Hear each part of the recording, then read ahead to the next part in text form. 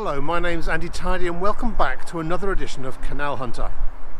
In this Series 3 we've been looking for the lost segments of canal which came off the Wyrley and Essington Canal.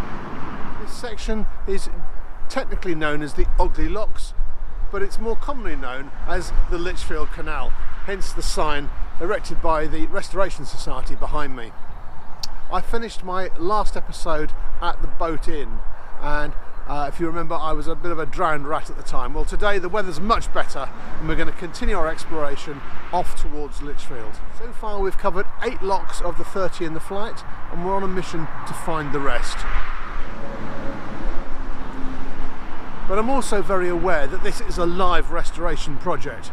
So as we go, we'll be having a look at the elements which have already been completed and some of those which are still to be planned. Let's go and explore the next section of the Ogley Locks branch. So we start by crossing the insanely busy A461, the Walsall Road. And we start at the Boat Inn and we continue down the very aptly named Boat Lane.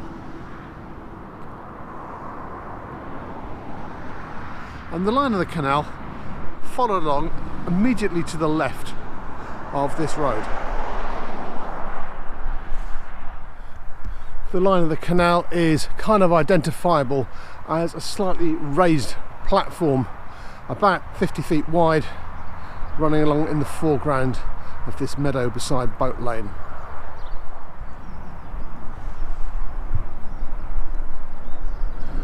Now, I'm not saying this is actually a part of the canal bed, but this sunken pond does actually sit on the line where it used to run.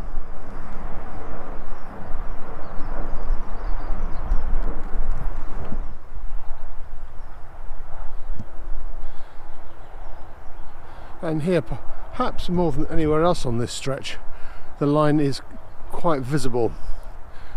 The daffodils sit on the line of the track. The manded up infill drops away at the far side near the tree with a swing on it. That's all the evidence of the passing of the canal, which was last navigated in the 1950s.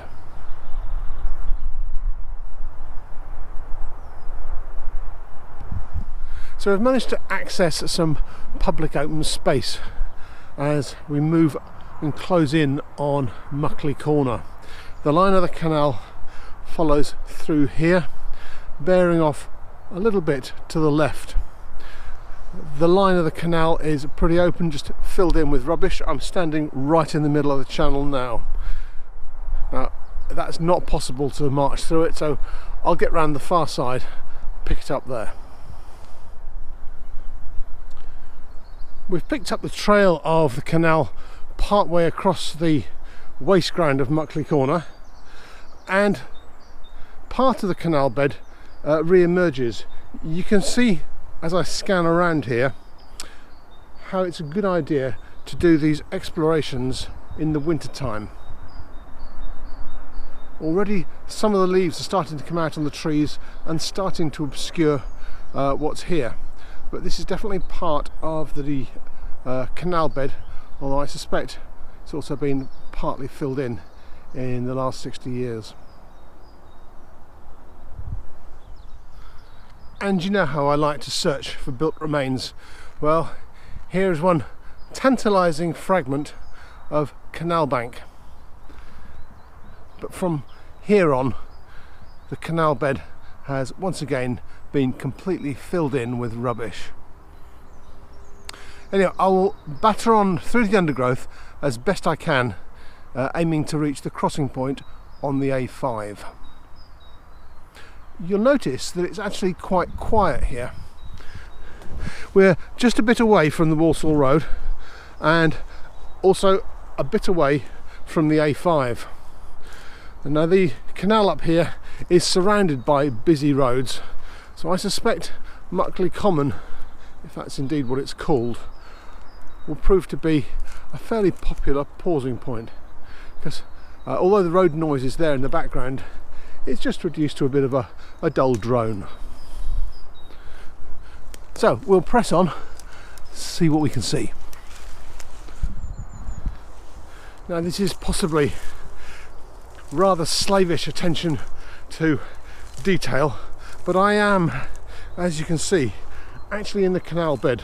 I've never been over this far before, so it's slow going, but we're getting there. With all this crisscrossing backwards and forwards across the common, it's quite tricky to work out where the line of the canal used to be. But you take your clues where you can get them. And I appear to have reached a strip of incredibly boggy ground. Try to make sure I don't fall over as I go across. Yuck. So my guess would be that I'm walking across the canal bed right now. Well, that didn't go over my shoes. I suppose that's a plus. And we're out the other side, and the ground is climbing. So I think we're fairly sure the canal line runs that way towards the A5. And of course you remember that we've added an extra lock 9A in, just upstream from the boat inn. So actually, as the canal channel crosses the common, it'll naturally want to come across a good 6 or 8 feet deeper than it used to be. Now the original line of the canal carried on beyond the fence you can see behind me. The temptation is to climb across the road and go scrambling around over there, but seeing someone try to do just that only a couple of months ago, not a canal hunter I hasten to add, but got themselves killed in the process, I'm not going to do that. I'm going to go back, I'm going to get the car, and I'm going to move around to the next logical access point beyond the A5. So I'll see you at the far side. Now beyond the busy A5 there's a few little telltale remnants. There's Wharf House, which would be a cottage built at the time of the canal, and the canal line would have run somewhere along under its front garden, I would imagine.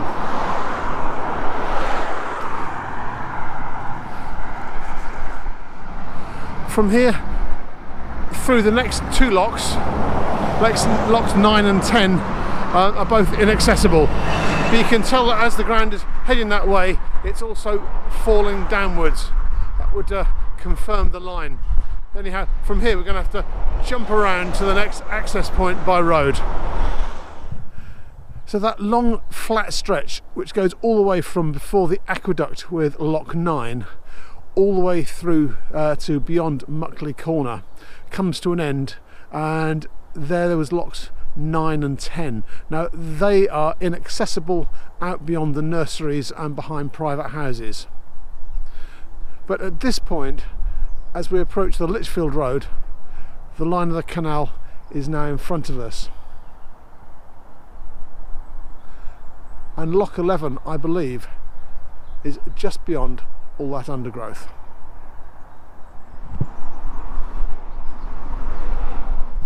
It's always a bit of a delight to find a real relic on these canal hunts. This is one of them. This is the bottom end of lock 11.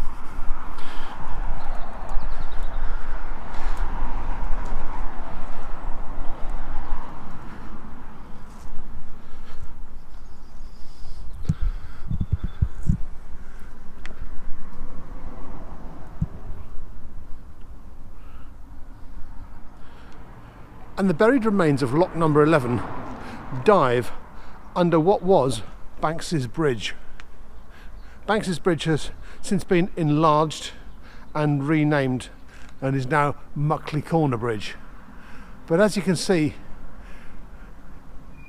if you drained out the water and got it down to the right level, this is absolutely ready to go. As for the lock itself, well, it's just filled in, awaiting excavation.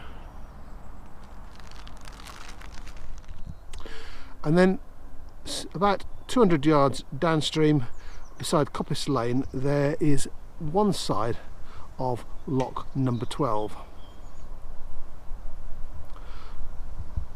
Lock number 12 led out underneath Coppice Lane, and this started out as Muckley Field Bridge and then became Coppice Lane Bridge.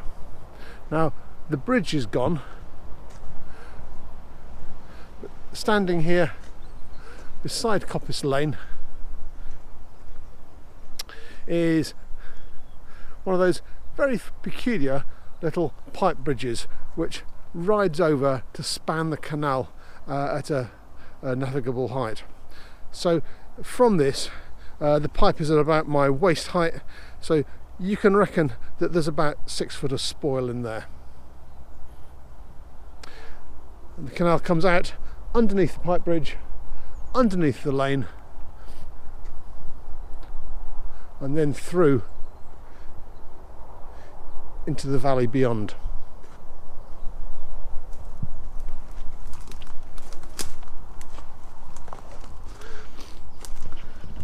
Now, for all of you who are waiting for someone to shout at me, "Oi, get out of there, it's private," this is probably one of those places where it could happen.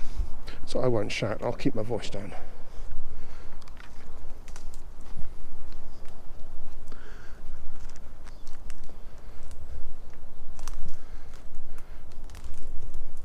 My guessing is that this worked stone here is going to be the parapet of Coppice Lane Bridge,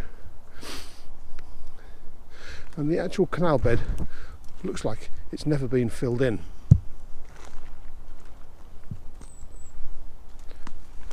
So from here we enter another quite long level section of abandoned canal bed. Now there's no right of way through here, no towpath, so I'm just grabbing a quick look at the canal bed, which is completely clear and open, and then I'll move on to an access point a little bit further down. Okay, I didn't quite do what I said I was going to do, and I have dived back into the canal bed once more because the sight of a trickle of water coming down as it's being used as a storm drain was a little bit too much to ignore. But I did notice as I was climbing in that the destination for this section comes into view through the trees,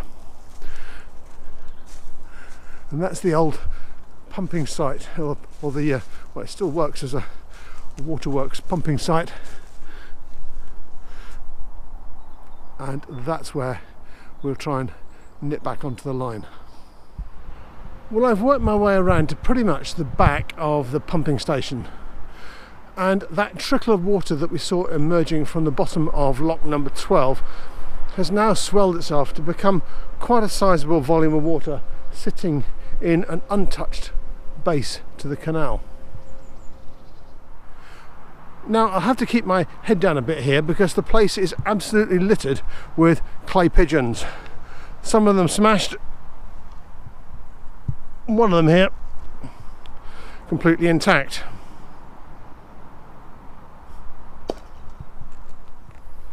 Anyhow, forwards and downwards, we're now onto a level section.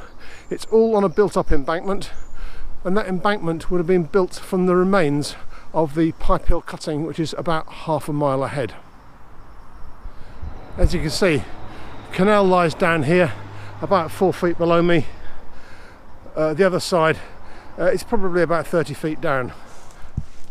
So there's a lot of spoil being used to make up the embankment that I'm walking on.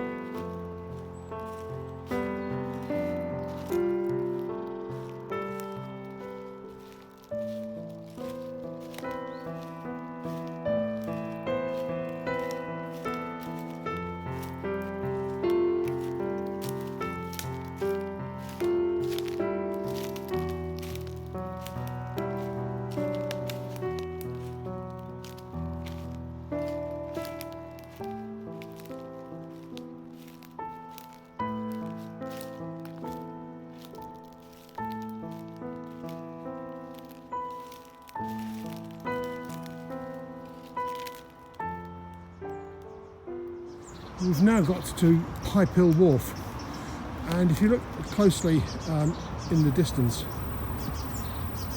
you'll see the brick edging of the wharf. That's way beyond the water channel, which is looking very canal-like, and indeed at my feet you can see the edging stones that make up the side of the canal in this area.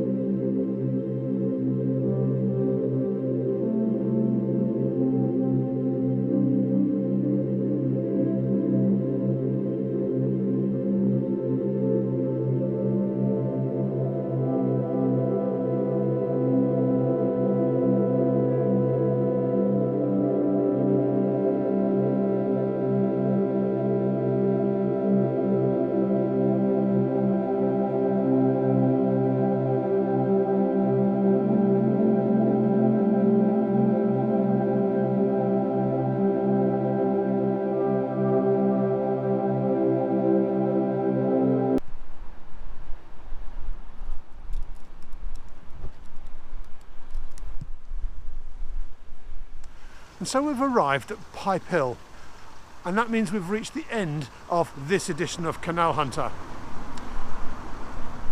And this lies on one of the longer flat sections of the Ogley Locks. Behind me you can see the Pipehill road bridge. That's not the original one from the construction of the canal. When the canal was originally built, it continued straight here rather than kinking to the right underneath the bridge.